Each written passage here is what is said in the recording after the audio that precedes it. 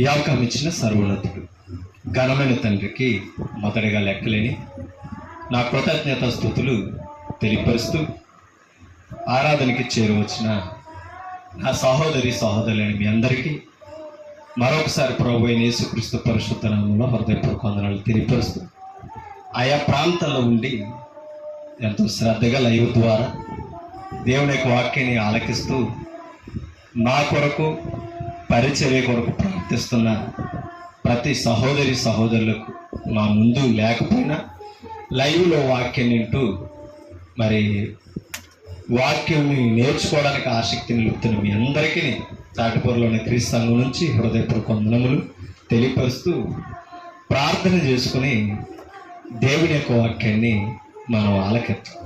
ప్రార్థన పూర్వకంగా మనం హృదయాలని సిద్ధపరచుకుందాం. ప్రార్థన. సర్వోన్నతుడు సర్వశక్తిమంతుడు పరమందు ఆసీనుడు అయిన మా కన్న తండ్రి, మీ పరిశుద్ధ నామానికి లెక్కలేని మా స్తుతులు స్తోత్రాలు తెలియపరుస్తుంది తండ్రి. మమ్మల్ని ప్రేమించి తండ్రి ఈ ఆదివారమును మేము సద్వినియోగం చేసుకొని తండ్రి ప్రభు దినముగా ఆత్మతో సత్యముతో ఆరాధించే భాగ్యం మాకు ఇచ్చారు తండ్రి. మరి ఎల్లప్పుడూ మీరు మీ ప్రియకుమారుడైన క్రీస్తు పరిశుద్ధాత్మను ఆరాధనకు పాత్రుడు తండ్రి. క్రొత్త నిబంధన సంఘము ద్వారా మీరు ముగ్గురు కూడా తండ్రి సంఘములో ఏకముగా నివసిస్తున్నారని, దైవాత్మ తండ్రి స్వరూపం కలిగి ఉన్నారని దేవత్వాన్ని గురించి సంఘానికి నేర్పించి బలపరిచినందుకు స్తోత్రం. నిత్యము ఆత్మతో సత్యముతో మిమ్మల్ని ఆరాధించే భాగ్యమకి మీకు చెందవలసిన మహిమను మేము తండ్రి మా ద్వారా రావలసిన మహిమను మేము పోగొట్టక నిర్లక్ష్యం చేయక తండ్రి మీ సన్నిధి విలువలు నేర్చుకొని మిమ్మల్ని మహిమపరచడానికి సేవించడానికి కృప చూపుతారని అడుగుతున్నాం. మీ సన్నిధిని ప్రేమించి తండ్రి ఉదయకాలంలో పనులన్నీ విడిచిపెట్టి తండ్రి ఆత్మరక్షణ కొరకు మీ సన్నిధికి వచ్చి మిమ్మల్ని ఆరాధిస్తున్న ప్రతి ఒక్కరిని జ్ఞాపకం చేసుకోండి. మరి ఆరాధనలో మిమ్మల్ని జ్ఞాపకం చేసుకునే అవకాశాన్ని మాకు ఇచ్చారు. అట్టి యోగ్యత ఎవరు కూడా దూరం చేసుకోకుండా కాపాడండి. మీ వాక్యంలోనికి వెళుతుండగా తండ్రి మా హృదయాలు తెరవండి. మీ వాక్యాన్ని వినగలిగిన చెవులను గ్రహించే హృదయాలు మాకు దయచేయండి. విని విడిచిపెట్టకుండా తండ్రి మీ మాటలను చెవులు పెట్టకుండా మా హృదయాల మీద ఆ మాటలను దిద్దుకుని తండ్రి మీ వాక్యానుసారంగా మా దృష్టి నిలుపుకోవడానికి, మీకు మహిమ తెచ్చే సత్ప్రవర్తన కలిగి ఉండడానికి కృప చూపుతాను. మరి అలాగే లైవ్ ద్వారా ఆయా ప్రాంతాల్లో మీ వాక్యాన్ని ఆలకిస్తున్న ప్రతి ఒక్కరిని జ్ఞాపకం చేసుకుంటారని చెప్తున్న నన్ను బలపరచండి. అబద్ధము అసత్యము నాకు దూరంగా ఉంచున్న తండ్రి. మరి మీ సత్యవాక్యాలు ఉన్నట్టుగా వివరించగలిగిన జ్ఞాన వివేకాలతో మమ్మల్ని నింపి బలపరుస్తారు. యేసుక్రీస్తు పరిశుద్ధమైన నామమును బట్టి ఈ ప్రార్థన సమర్పించి వేడుకుంటున్నాం మా కన్న తండ్రి. ఆమేన్. విలువైన దేవుని సంగతులు పరిశుద్ధ గ్రంథం నుంచి మనం నేర్చుకుంటాం. దేవుని యొద్దకు వచ్చిన మనము దేవుడు ఉన్నాడని మనం నమ్మాలి. దేవుని యొద్దకు వచ్చేవాడు దేవుడు ఉన్నాడని తన్ను వెదకువానికి ఫలము దయచేసేవాడే తప్పక నీ ఫలాన్ని ఇవ్వని దేవుడు కాదు. ఫలాల్ని ఇవ్వగలిగిన దేవుణ్ణి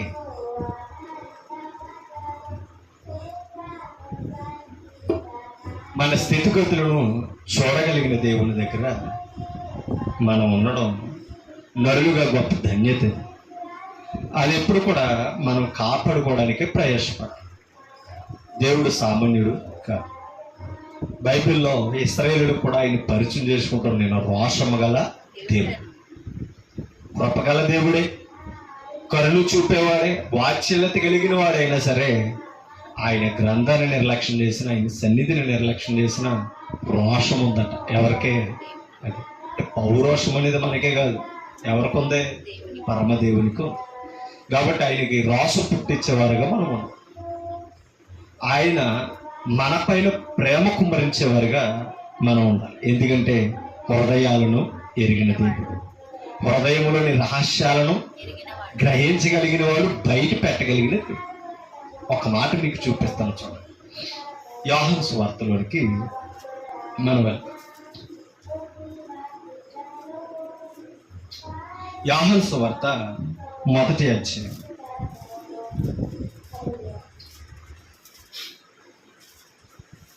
43వ వచనం ఒకసారి మనం చదువుతాం, మనకి బాగా అర్థమవుతుంది అవ్వచ్చు. మరునాడు ఎవరైనా యేసుక్రీస్తు వారు మరునాడు ఆయన గలిలయకు వెళ్ళగోరి ఫిలిప్పును కనుగొన్నాడట. ఎక్కడ?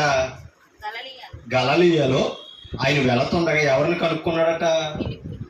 కనుగొన్నాడు. అంటే కనుగొనడం అంటే అక్కడ వెళుతున్నప్పుడు ఫిలిప్పు పరిచయం అయ్యాడు. ఫిలిప్పును కనుగొని, చూడండి, ఫిలిప్పును అంటున్నాడట. ఎవరో? యేసు ప్రభు. నన్ను వెంబడించుమని ఎవరితో? అమ్మా, ఎవరితో? ఫిలిప్పుతో చెప్పాడు. కింద చదువుతా.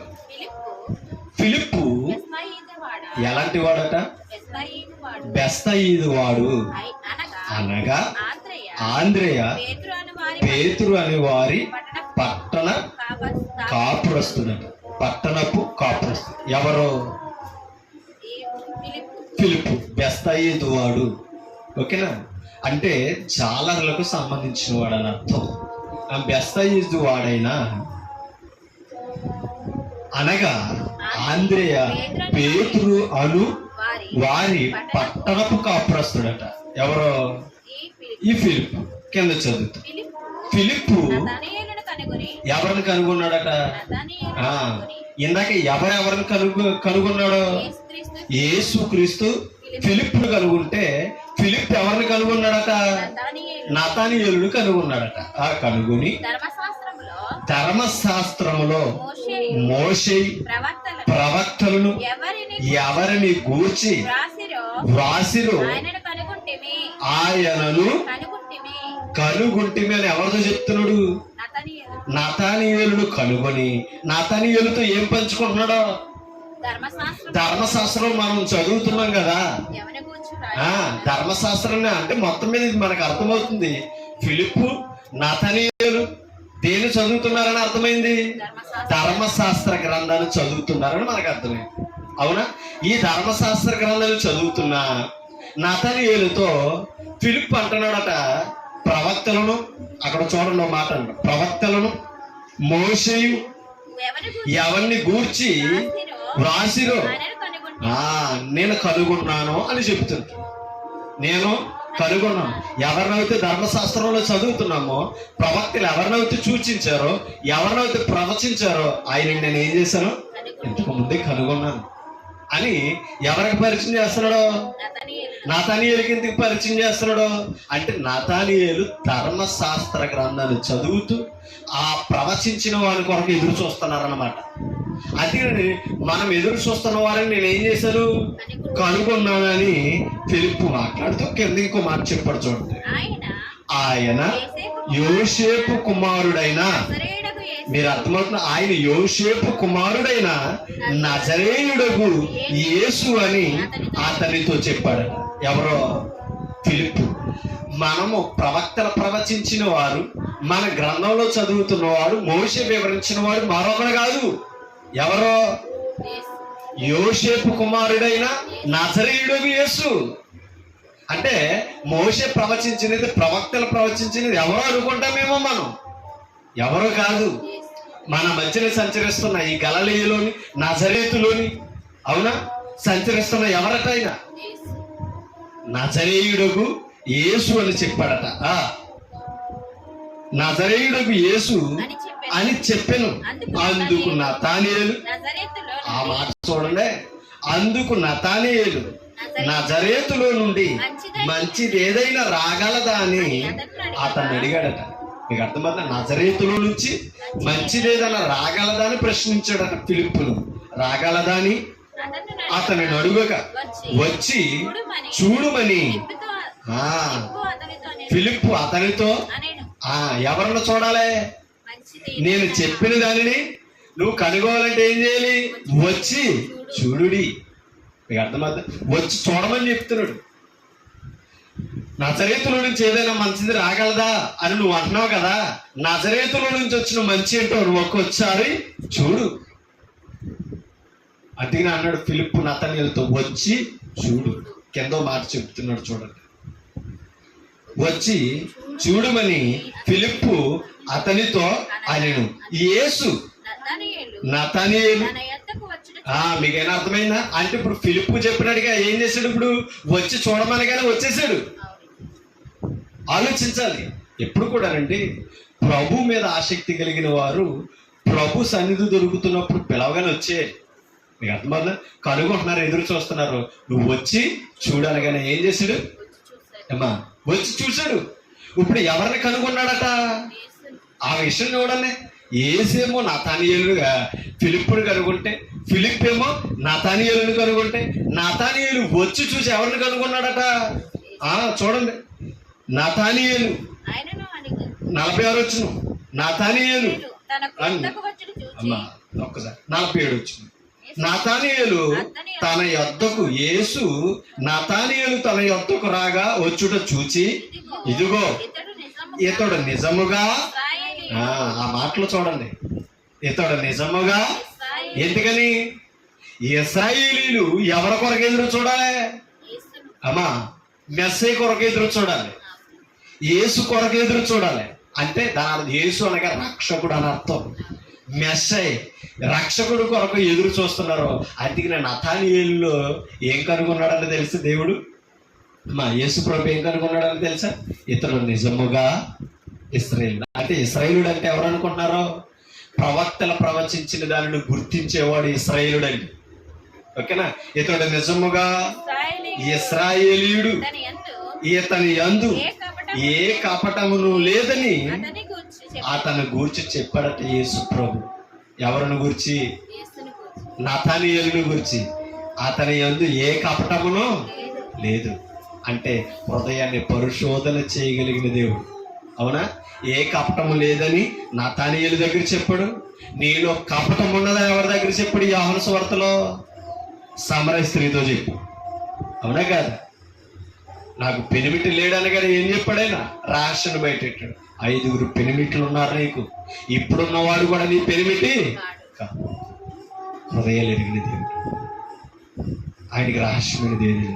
అంటే రహస్యంగా మనుషులను మనం మోసం చేయొచ్చు. హృదయాన్ని మనం ఎదిరిస్తూ మనం బ్రతకొచ్చేమో కానీ హృదయాలని నిర్మించిన వాడిని మనం మోసం చేసే అవకాశం మనకి. అది మనం గుర్తించాలి. కపటం లేని వాడిని కపటం లేదని చెప్పాడు, కపట వేషధారుల్ని కపటం ఉన్నవారని యేసు ప్రభు చెప్పాడు. ఎందుకు తెలుసా? ఒక మాట మీకు చూపిస్తాను.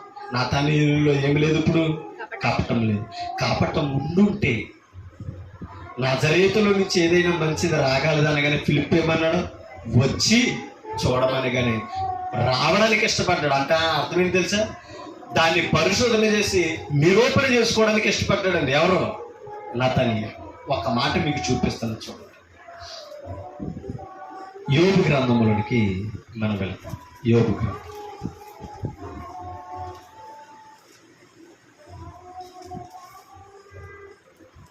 యోబు గ్రంథం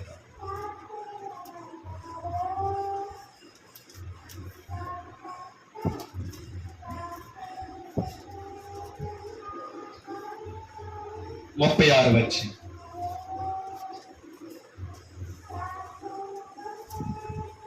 మూడో వచ్చిన చదువుతా.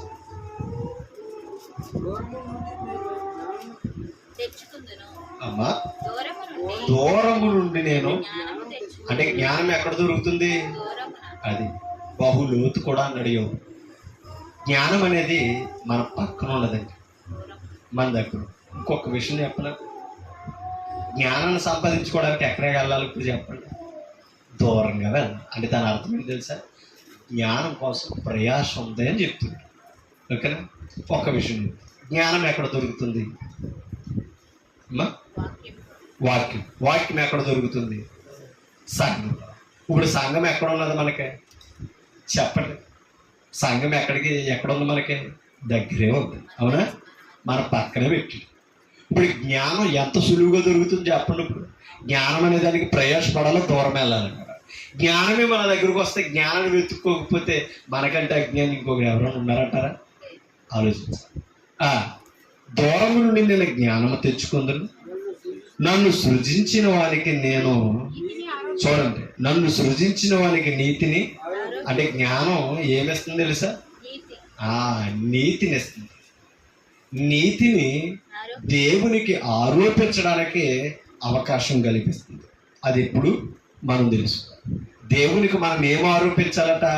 నీతిని ఆరోపించాలి. అదే నతనీయేలులో గుర్తించాడు. ఎవరో? యేసు.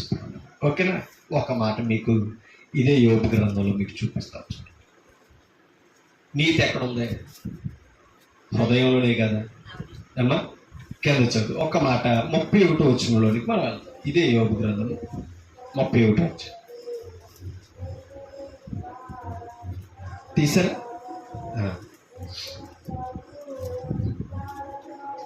33 వచ్చినది మనం చదువుతాం. 33 వచ్చి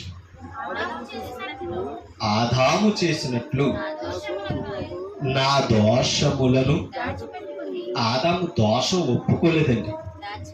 ఏం చేశాడట? దాచిపెట్టుకున్నాడట. ఎలా దాచిపెట్టుకున్నాడో ఆది కాండం మనకి తెలుసు. అవునా?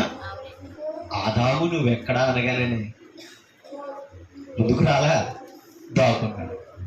పిలిచిన తర్వాత చెట్టు చోట నుంచి సమాధానం చెప్తున్నాడు దేవుడికి. ఏమని? అక్కడ ఒక ప్రశ్న అడిగి, నేను పిలిచినప్పుడు నువ్వు ఎందుకు రాలి? ఆదాము ఇచ్చిన సమాధానం ఏంటి తెలుసా? నీవు పిలిచినప్పుడు నేను ఎలా ఉన్నాను? అది సిగ్గుతో ఉన్నానయ్యా. అప్పుడు దాకా దేవుని ముందుకు రావడానికి ఏం చేయలేదు చెప్పండి. ఆదాము ఎప్పుడు సిగ్గుపడను. ఎప్పుడైతే ఆ పవాది వీరి జీవితంలోకి వచ్చారో దేవుడి ముందు సిగ్గుపడే స్థితి వచ్చేసి, మీకు అర్థమవుతుందా? అదే తిమోతితో పౌలు అంటాడు, మనము సిగ్గుపడనక్కర్లేని దేవుని ముందు సిగ్గుపడకూడదు. చేసిన పనులు తల దించుకోకూడదు. తల దించుకున్నామా, సిగ్గుపడ్డామా, కయ్యల దగ్గర అన్నాడు. దేవుడు ఏమన్నాడు? నువ్వు సత్క్రియ చేసిన ఎడలా తలనెత్తుకొనవా? అవునా కదా? అంటే మంచి పని చేసినప్పుడు ఏం చేస్తాం మనం? సంతోషంగా తలెత్తుకొని నేను గొప్ప పని చేసినప్పుడు తిరుగుతాం. తప్పుడు పని చేస్తే తలెత్తలేము, ధైర్యంగా తిరగలేము. అవునంటారు కదా? చెడు కార్యము అంత కృంగదేస్తుంది. ఓకేనా? అందుకనే దేవుడు అన్నాడు, నువ్వు సక్రియ చేసిన తలనెత్తుకున్నావా, లేదంటే వాకిట ఏమున్నదన్నాడు? వాకిట ఏమున్నదన్నాడు? 4 అచ్చి. అంటే మనకి తెలిసి కదని నేను వచ్చి చూపిస్తాను. 4 అధ్యాయం ఆది కాండం. మరల ఇక్కడ కొత్త ఇది ముయ్యొద్దు సుమా. ఆది కాండం 4 అధ్యాయం తీసారా? 7 వచనం చదువు. నీవు సక్రియ చేసిన ఎడల ఏం చేయాలి? దేవునికి మంచి కార్యం చేసినప్పుడు దేవుని ముందు కూడా తలెత్తుకోవచ్చు. ఓకేనా? సక్రియ చేసిన ఎడల ప్రశ్న, తలనెత్తుకొనవా? సక్రియ చేయని ఎడల ఏం పోచుంది? వాకిట ఏముందంట? పాపం. అంటే నీ హృదయంలో వెలుపట ఏమున్నదని తెలుసా? పాపం ఉంది. అంటే పాపం ఉన్నది కాబట్టి దేవుడి ముందు ఏం చేస్తున్నాం? తల తెచ్చుకునే స్థితి వస్తుంది. పాపం ఎందుకు వస్తుంది? ఆజ్ఞ అతిక్రమమే, మాట వినకపోవడమే పాపం. మీకు అర్థమవుతుందా? దేవుడు చెప్పినది మనం ఎందుకు మది నిలపాలో తెలుసా? మది నుంచి ఎందుకు ప్రయాణించాలో తెలుసా? దేవుడు చెప్పినట్టుగా చేస్తేనే మనం పాపానికి దూరంగా ఉంటాం. ఓకేనా? ఎలాగో ఇక్కడ దాకా వచ్చాం కనుక ఆది కాండం దాకా ఇక్కడ ఒక వచనం మీకు చూపిస్తాను. చూడండి, 3 అధ్యాయంలోనికి వెళ్తాం. 3 అధ్యాయం 12 వచనం 11 నుంచి చదువుతాం. మనకు అర్థమవుతుంది. అందుకు ఆయన, నీవు అంటే ఎవరు? ఆదాముతో మాట్లాడుతున్నాడు. నీవు దిగంబెరనవని నీకు తెలిపిన వాడు. ప్రశ్న, అసలు నీకు చెప్పినోడు ఎవడో? నువ్వు సిగ్గుతో ఉండడానికి నీకు దిగంబరివని తెలిపిన వాడు ఎవరు తెలపాలి? తెలిపితే దేవుడే తెలపాలి. నీవు తినకూడదని అంటే దిగంబరిని అని చెప్పగానే దేవుడు క్యాచ్ చేసేయాడు. సమస్య ఎక్కడొచ్చిందో. నీవు తినకూడదని నేను నీకు ఆజ్ఞాపించిన వృక్ష ఫలములు తింటివా అని అడిగెను. ప్రశ్న. తింటివన్న కాడ కూడా ఏముంది? క్వశ్చన్ మార్క్ ఉంది. నేను నీకు ఆజ్ఞాపించిన అంటే ఆయన మాట ఏంటి తెలుసా? ఆజ్ఞ. ఆజ్ఞలు మీరాడు ఎవరో? ఆదాము. ఎలా మీరాడు? భార్య ఎరుకనే. నీకు అర్థమవుతుందా? నేను తినకూడదని నేను నీకు ఆజ్ఞాపించిన వృక్ష ఫలములు తింటివా అని అడిగెను. అడిగినప్పుడు ఏం సమాధానం చెప్పాలి? అందుకు ఆదాము, అమ్మా ఒకవేళ తింటివా అని అనగానే సమాధానం ఏం చెప్పాలి? తిన్నానయ్యా. దేవా తిన్నాను, పాపం చేశాను అని ఒప్పుకొని ఉంటే దైవ క్షమాపణ ఎలా ఉందో అవునంటారు కదండి. నీవు తిట్టు అనగానే ఒప్పుకోకుండా ఎలా కప్పుకున్నాడు చూడండి. 13 వచ్చింది చూడండి, 12 వచ్చింది.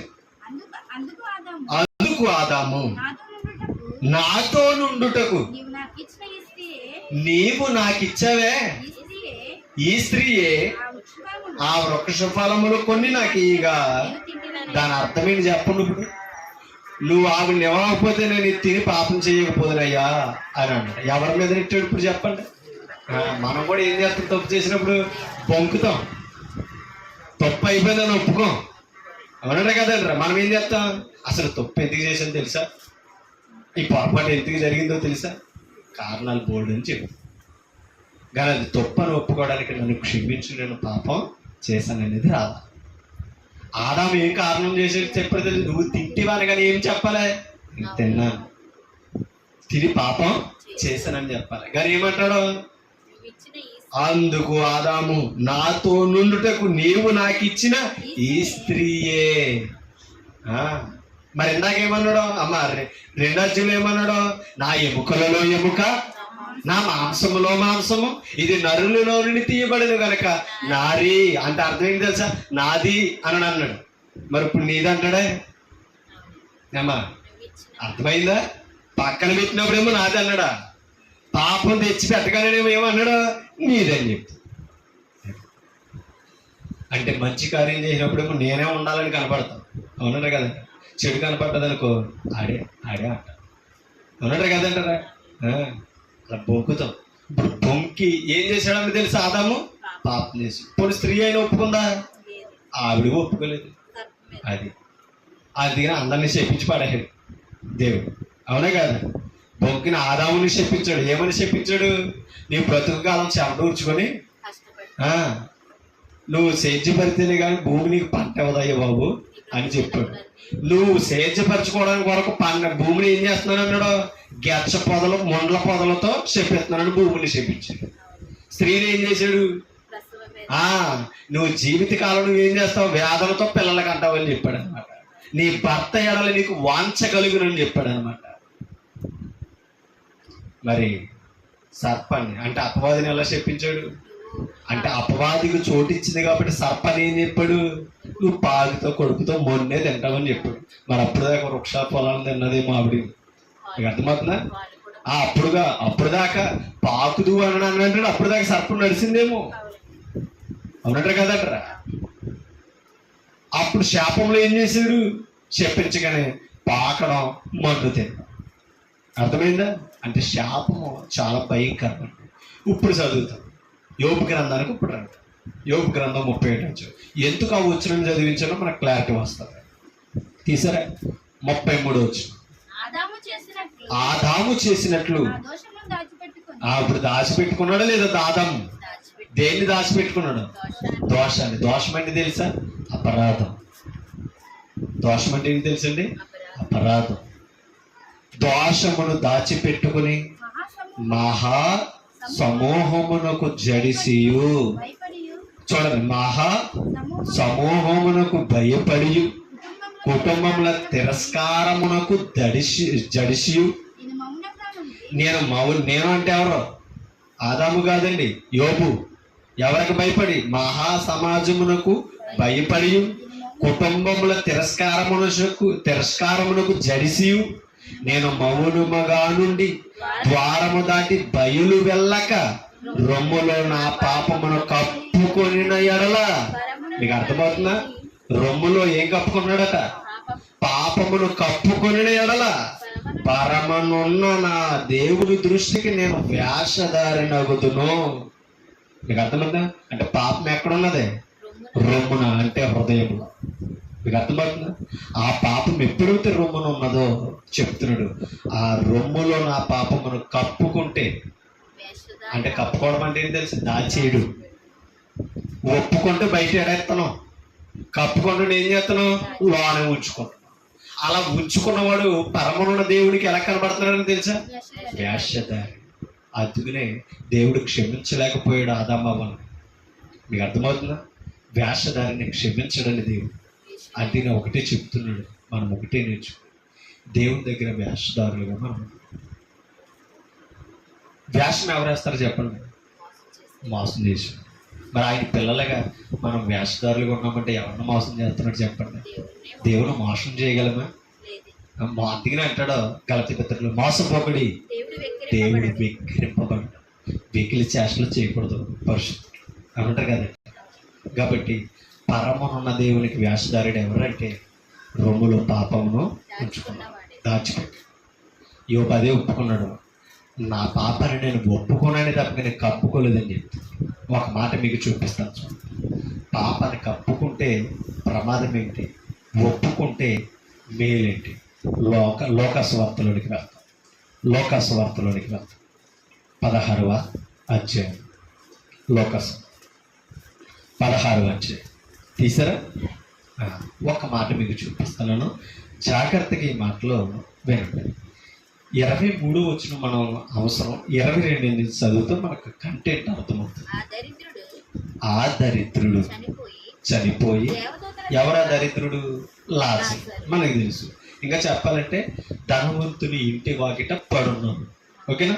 ఆ దరిద్రుడు చనిపోయి దేవదూతల చేత అబ్రహాము రొమ్మున ఆనుకొనుటకు ఎక్కడికి వెళ్ళాడట? అబ్రహాము రొమ్మున ఆనుకొనుటకు కొనుక్కోబడ్డాడంటే ఎవరు కొనుక్కోయారు? దేవదూతలో పేదవాడు దరిద్రుడు లాజరుని ఏం చేశారట? చనిపోగానే ఆయన ఆత్మను తీసుకువెళ్ళడానికి ఎవరు వచ్చేసారు? దేవుని దోషులు, పనివారు వచ్చారన్నమాట. ఎక్కడికి తీసుకెళ్లారట? అబ్రహాము రొమ్మును ఆనుకొనుటకు కొనుక్కోబడిని తీసుకెళ్లారట. ఎవరో? దేవదూతలు. అబ్రహాం ఎక్కడున్నాడో? అమ్మా, అబ్రహాం ఎక్కడున్నాడో? పరదేశంలో ఉన్నాడు. అవునా? నెమ్మదికరమైన ప్రదేశంలో ఉన్నాడు. అవునా కాదా? ఎవరు? అబ్రహాం. ధనవంతుడు కూడా చనిపోయి, అంటే దరిద్రుడు చనిపోయాడు, ధనవంతుడు కూడా అన్న మాట ఎందుకు అన్నాడు? ధనవంతుడికి ఏమి చావు ప్రత్యేకమేం కాదు.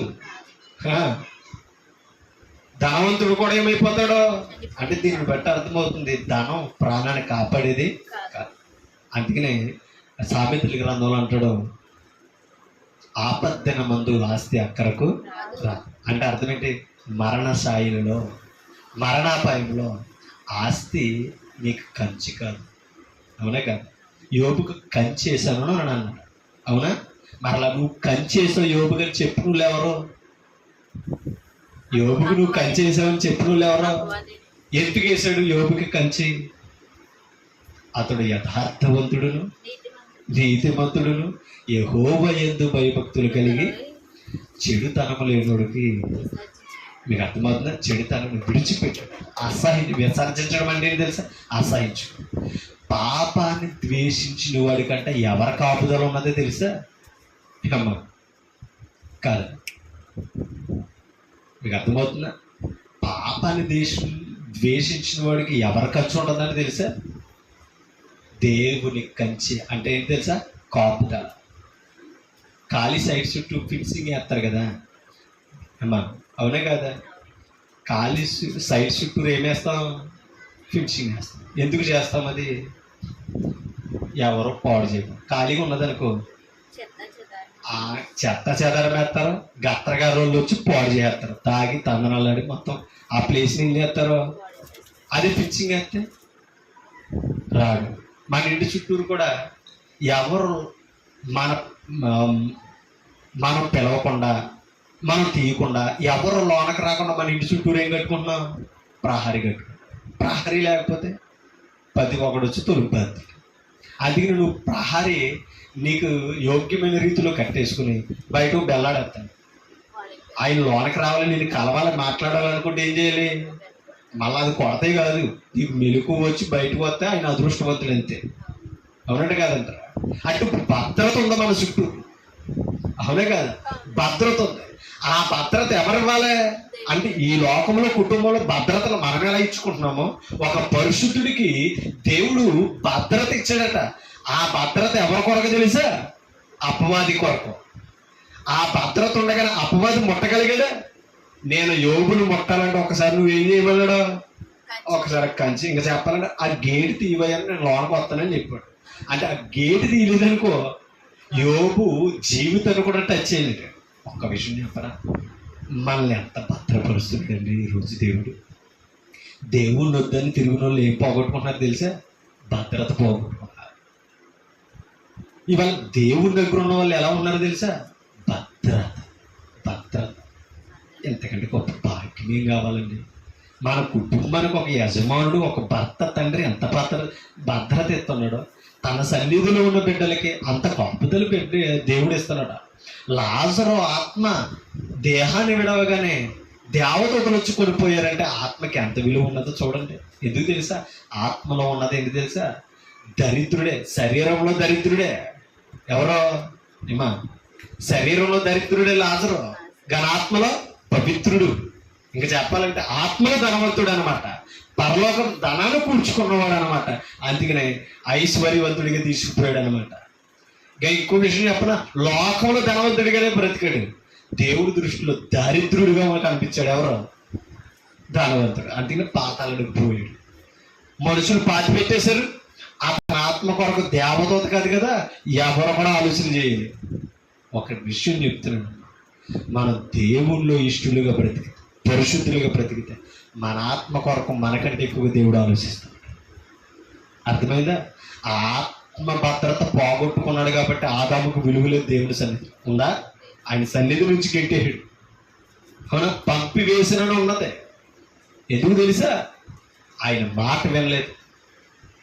ఇంకో విషయం చెప్పనా, ఈ ఆదాము అవ్వలకి ఎవరి ఖర్చు ఉన్నదని తెలుసు? యోబు చుట్టూ కంచేసామని చెప్పినాడు. ఆదాము అవ్వలకి ఖర్చు ఉన్నట్టు తెలియదా? ఆ కంచిని వారే తెచ్చుకొని బయటకు వచ్చేలా చేశాడు. మీకు అర్థమవుతుందా? కాబట్టి చాలా జాగ్రత్త. ఒక మాట చూపించిన, లాజరు ఎక్కడికి వెళ్ళాడు?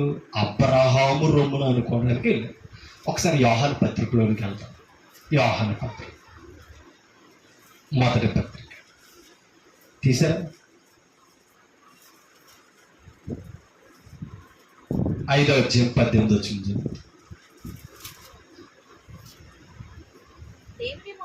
దేవుని మూలముగా పుట్టి ఉన్నవాడెవడనో, పాపము చేయడని అంటే తల్లి గర్భంలో నుంచి వచ్చిన గురించి వాడిని గురించి మాట్లాడతలా, దేవుని మూలముగా క్రీస్తులో జన్మించిన బాప్తిసం పొందిన పరిశుద్ధుని గురించి చెప్తాడు. దేవుని మూలముగా పుట్టి ఉన్నవాడెవడనో పాపము చేయుడని ఎరుగుదుము. ఒక్క మాట చెప్పండి అమ్మా. సంఘంలో ఉన్నవాడు ఏం చేయడానికి గుర్తించాలి మనం? అది. అందుకని ఎప్పుడు ఎదుటి వారిని పరిశుద్ధులుగా మనం భావించాలి. మీకు అర్థమవుతుందా? అందుకని అంటున్నాడు, పాపము చెయ్యడని ఎరుగుదుము. ఒక తోటి పరిశుద్ధుడి గురించి పరిశుద్ధుడికి తెలియాలి. పాప చేయుడని ఎరగాలి, చేస్తుంటే హెచ్చరించాలి.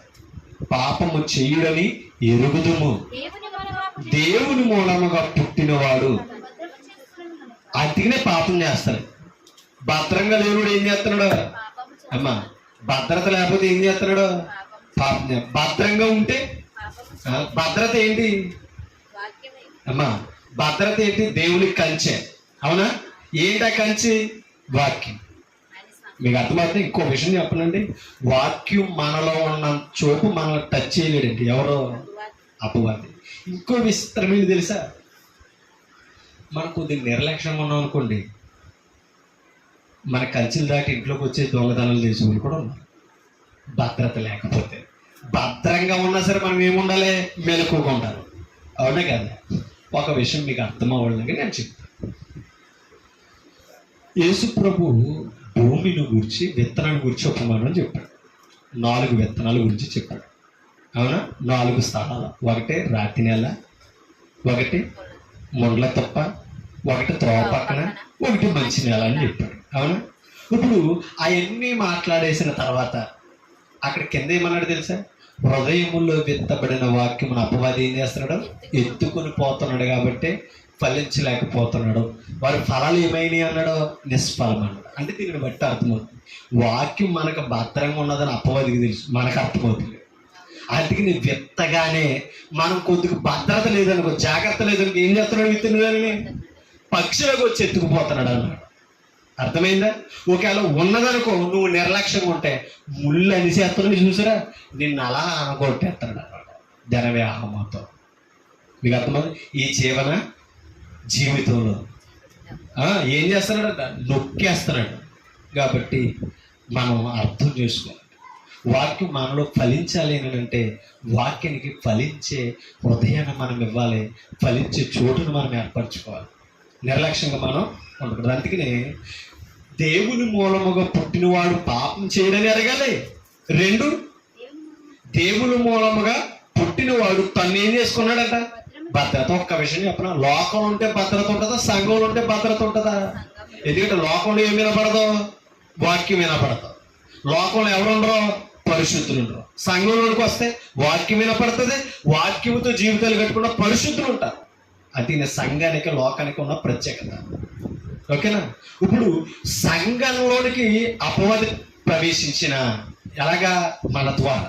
మనం భద్రం చేసుకుంటలేదు కదా, మన ద్వారా ఏం చేసేస్తున్నాడో సంఘంలోనికి కూడా ప్రవేశించేస్తాడు. కానీ వాక్యం టచ్ చేస్తాయి, వాక్యం దగ్గర ఉంటే అపవాది భయపడతాడు. కాబట్టి అపవాదిని వాక్యముతో ఎదిరించాలి తప్ప కానీ మన యుక్తులతో, మన శక్తులతో ఎదిరించాలి. ఎందుకంటే తెలివైనది అనుకున్నది అమ్మమ్మ ఎదిరించిందా? లేదు. నీకు అర్థమవుతుందా? కాబట్టి యోబు కూడా దొరికేసాడని అనుకున్నది, కానీ యథార్థత కలిగి నిలబడి ఎదిరించాడు. దేవుణ్ణి ఎక్కడ దూషించలేదండి, దేవుణ్ణి హెచ్చించి తన భార్యను సహితం గద్దించాడు. అది కావాలండి వాళ్ళ కుటుంబం, అదే ఉండాలండి వాళ్ళ పరిశుద్ధుల మధ్య. అదే అననయ్య గనక సఫీరను గద్దించుంటే అమ్మా చచ్చిపోదురా? ఆదిమ సంఘంలో మీరు ఆలోచించి, ఆత్మీయంగా అక్కడ చచ్చారు, ఏదైనా తోటలో ఇద్దరు. అవునా? ఆదిమ సంఘంలో 2 చచ్చారు. ఎవరు? అననీయ, సఫీర. ఎందుకు తెలుసా? అక్కడ దేవుని మోసం చేశారు, ఇక్కడ పరిశుద్ధాత్మని మోసం చేశారు. దేవుని మోసం చేయడం ఎంత అపరాధమో, పరిశుద్ధాత్మని ఎదిరించడం కూడా అంతే అపరాధం. ఇంకా మరలా యేసు ప్రభు పరిశుద్ధాత్మని గురించి ఏం చెప్పాడు తెలుసా? నన్ను దూషించినా కూడా క్షమిస్తాను నేను. పరిశుద్ధాత్మను దూషించిన వాడికి ఏ యుగమందును, రాబో యుగమందును క్షమాపణ లేదని యేసు ప్రభు తెలిసించాడు. కాబట్టి బాప్తిసం పొంది పరిశుద్ధాత్మను కలిగిన మనము ఎంత జాగ్రత్తగా ఉండాలి, ఎంత భద్రంగా ఉండాలి. అందుకనే భద్రత అనేది హృదయంలో ఉండాలి. భద్రంగా లేనివాడు ఏం చేస్తున్నాడు? పాపం చేస్తాడు. పాపం చేసిన వాడు ఎక్కడికి వెళ్ళిపోయాడు? పాతాళానికి పోయాడు. తను భద్రం చేసుకున్నవాడు ఎక్కడికి వెళ్ళాడు? పాపం చేయకుండా బ్రతికాడు, దరిద్రతను అనుభవించాడు. దేవుని దూషించుకున్న పరిశుద్ధతను కాపాడుకున్నవాడు ఎక్కడికి వెళ్ళాడు? అబ్రహాము రొమ్ముకి వెళ్ళాడు. ఆయన రొమ్మును ఆనుకోవడానికి వెళ్ళాడు. ఒక విషయం మీకు చూపిస్తాను, చూడండి ఒక్కసారి. యోహాను సువార్త 13వ అధ్యాయం 23వ వచనం చదువుతుంది. 13:23 యోహాను సువార్త 13:23 వచ్చింది.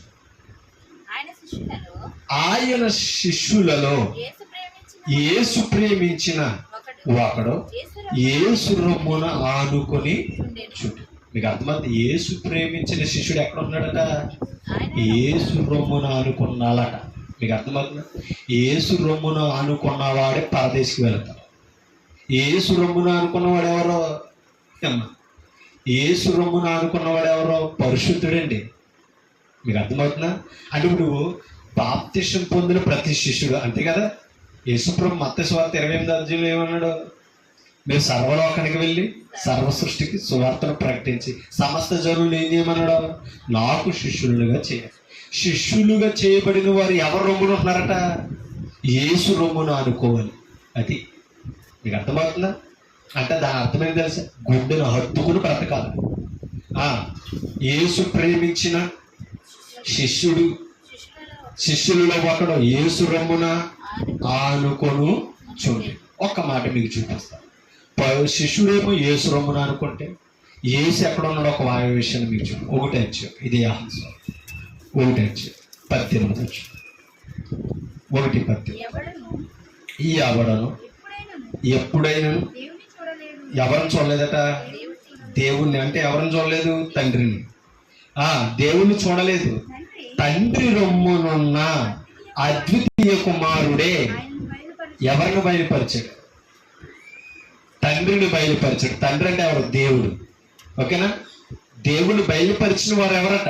తండ్రి రొమ్మునున్న కుమారుడైన క్రీస్తు. ఓకేనా? ఎవరు రొమ్మునున్నాడు? క్రీస్తు. ఎవరిని హత్తుకొని ఉన్నాడు? క్రీస్తు. చెప్పాలి. అందుకనే క్రీస్తు ఏమయ్యాడు? పరిశుద్ధుడయ్యాడు. క్రీస్తు రొమ్మును అనుకున్న శిష్యుడు ఏమవుతున్నాడు? పరిశుద్ధుడు అవుతాడు. అటువంటి పరిశుద్ధులకి ఏమున్నదో తెలుసా? పరలోకంలో పరలోకంలో ఏముంది? ప్రవేశం ఉన్నది. అది గుర్తించాలి. ఒక్క మాట 2 వచనాలు చూపించి నేను ముగిస్తాను. ఒకసారి యెషయా గ్రంథంలోకి మనం వెళ్తాం. యెషయా 40 11 యెషయా గ్రంథం 40:11 గొర్రెల కాపరి వలె ఆయన ఏం చేస్తున్నాడట? ఎలా మేపుతున్నాడట? గొర్రెల కాపరి వలె ఆయన తన మందను మేపును. చూడండి, తన బాహువుతో గొర్రె పిల్లను కూర్చి రొమ్మున ఆనుంచుకొని. ఎవరు? గొర్రెలు అంటే ఎవరు? ఇందాక ఆహ్వాన సువార్తలో చదువులు శిష్యులే. యేసు రక్తంలో కడగబడిన వారు ఎవరు? గొర్రెలు. అవునే కదా? ఎందుకంటే నశించిన దానిని వెనక్కి రక్షించడానికి లోకానికి వచ్చాడు. అంతేకాదు, యోహాను గారు అన్నారు, లోక పాపమును మోసుకుని పోవు. అంటే మానవుల పాపాలను మోసుకుపోవడానికి వచ్చిన గొర్రె పిల్ల. ఓకేనా? ఇప్పుడు ఆయన మేపే గొర్రెలు ఎవరట? దారిని పోయే మంద కాదు. ఎవరో బాప్తిసం పొందిన మనుషుడు. అందుకని ఏమంటాడు? తన బాహువుతో. అంటే బాహు అంటే ఏంటి? పుష్పబలం. ఓకేనా? తన బాహువుతో గొర్రె పిల్లను కూర్చి రొమ్మున ఆనించుకుని మోస్తాడట. పాలిచ్చి వాటిని ఆయన మెల్లగా నడిపించును. అదే కాపరకున్న గొప్పతనం. ఎక్కడ ఆనించుకున్నాడట? రొమ్మును. అలా ఉండాలట. మీకు అర్థమవుతుందండి? ఏమైనా అర్థమైందా? ఎవరు రొమ్మున అనుకుని ఉండాలి? అది మనం కూడా చూడండి, మన బిడ్డలు ముద్దు వచ్చినప్పుడు ఎక్కడ హత్తుకుంటాం? మనం రొమ్మున, గుండెలను హత్తుకుంటాం. అవునే కాదు? ఎందుకని? ప్రేమది, కరుణది. ఓకేనా? మనం ఒకవేళ కోపం వచ్చిందంటే ఏం చేస్తాం? ఆమెను దూరాన్ని పెట్టి తిడతాం. అవునే కదా? అంటే మాట వినకపోతే దూరం అయిపోతున్నారు. మాట విన్నప్పుడు ఎక్కడున్నారో? గుడ్డెల మీద ఉంటున్నారన్నమాట. అవునంటారు కదండి? కాబట్టి మనం దేవునికి ఆదాము వలె దూరంగా ఉందామా? యేసు ప్రేమించిన శిష్యుల వలె ఆయనకు హత్తుకుల దగ్గర ఉందామా? అలా ఉంటే మనకేముందో తెలుసా? భద్రత. దూరంగా ఉంటే గొర్రె అరణ్యంలో దూరంగా వెళ్ళిందనుకో, ఎవరొస్తారో? తోడేలు వస్తుంది, సింహం వస్తుంది, చీల్చుకుని పట్టుకోవాలి. అవునే కదా? మరణం ఉన్నదని అర్థం. అదే కాపరి దగ్గర ఉంటే దావీదు వలె కాపాడతాడు ప్రభు. అవునే కదా? గొర్రె తోడేలు వచ్చింది, ఏం చేశాడు? సింహం వచ్చింది, ఏం చేశాడు? చీల్చి చెండాడి తన నోట్లో నుంచి గొర్రె పిల్లను కాపాడాడు. మీకు అర్థమైందా? యేసు ప్రభు ఆ గొర్రెను అపవాదు నుంచి రక్షించడానికి ప్రాణాలు కూడా త్యాగం చేశాడు. అదండి యేసు ప్రభుకి ఉన్న కాపరి గొప్పతనం. కాపరి అంటే ప్రాణం పెట్టేవాడు తప్పకని గొర్రెలు కోసేసుకుని క్రొవ్వులు తినేవాడు. అలాంటి క్రొవ్వులు తినే కాపర్లు ఇప్పటికే మనం వచ్చిన అబద్ధ బోధకులుగా చలామణి అవుతున్నారు. పరలోకానికి నడిపించవలసిన మనం పాతాళానికి నడిపిస్తున్నాం. సత్యాన్ని బోధించవలసిన మనం అమ్ముడుపోయి అబద్ధాన్ని బోధిస్తున్నాం. పరలోకానికి వారి పేరు చెప్పుకుని పాతాళానికి నడిపిస్తున్నాం. జాగ్రత్తగా ఉండాలి. ప్రభు భయం లేని కాపరులు దొంగలని చెప్పాడు, అవునా కదా? నాకు ముందు వచ్చిన కాపర్లందరూ ఎవరన్నాడు? దొంగలను దోచుకుని వారినై ఉన్నారని అన్నాడు. కాబట్టి దొంగ ఎవరో తెలుసు, ఆ గొర్రె కొరకు ప్రాణం పెడతాను నిజమైన దోచుడు ఎవరో యేసు ప్రభుకి తెలుసు. కానీ ఇప్పుడు మనం ఇక్కడ గుర్తించకపోతే కట్టుకొని చేతిలో పడితే మటనే, అవునా కదా? కాబట్టి జాగ్రత్తగా ఉండాలి. ఒక్క వచ్చును చెప్పి నేను ముగిస్తాను. 49 వచ్చి దీంట్లో 22 వచ్చి 49:22 49:22 ప్రభువుకు యెహోవా ఎలాగూ సెలవిచ్చుచున్నాడు, అమ్మా జనముల తట్టు నా చెయ్యి ఎత్తుచున్నాను, జనముల తట్టు నా ధ్వజము ఎత్తుచున్నాను, వారు నీ కుమారులను రొమ్మును ఆనించుకొని ఎక్కడికి రావాలి? అమ్మా యేసు ప్రభు రొమ్మును ఆనుకొని గొర్రెలను ఎలా కాపాడుకుంటున్నాడో తన వారిని, అమ్మా ఇప్పుడు మనతో చెప్తున్నాడు తన ప్రజలతో, వారు నీ కుమారులను రొమ్మును ఆనించుకొని ఎక్కడికి రావాలి? అమ్మా ఆయన భద్రత ఇచ్చిన స్థలానికి ఎలా రావాలో తెలుసా? మన బిడ్డలను సైతం రొమ్మును ఆనించుకుని రావాలట. ముద్దొక్క లోకంలో విడిచిపెడతాం కాదు, గారం గజ్జిని ఇప్పటికి దెబ్బలని అవునడు కదట. మన ప్రేమ మన ముద్దు దేవుని దగ్గర కూర్చోబెట్టాలి, లేకపోతే ఏమైపోతాం? నష్టపోతాం. గుండ్ల మీద ఆడించుకున్న వయసే పైకి ఎక్క గుండ్ల మీద తంతున్నాడు ఎదిగాక, అవునే కాదు? కాబట్టి రొమ్మును ఆనించుకుని తీసుకురావాలి. ఎవరినే చూడండి, వారు నీ కుమారులు రొమ్మును ఆనించుకుని వచ్చేదరు, నీ కుమార్తెలు వారి భుజముల మీద. అది మీకు అర్థమవుతున్నా? కాపరుకున్న గొప్పతనం అది. అదే కదా ఇందాక మనం చదువు, భుజబలముతో ఆయన మోస్తున్నాడట, రొమ్మును ఆనించుకొని కాపాడి నడిపిస్తాడు.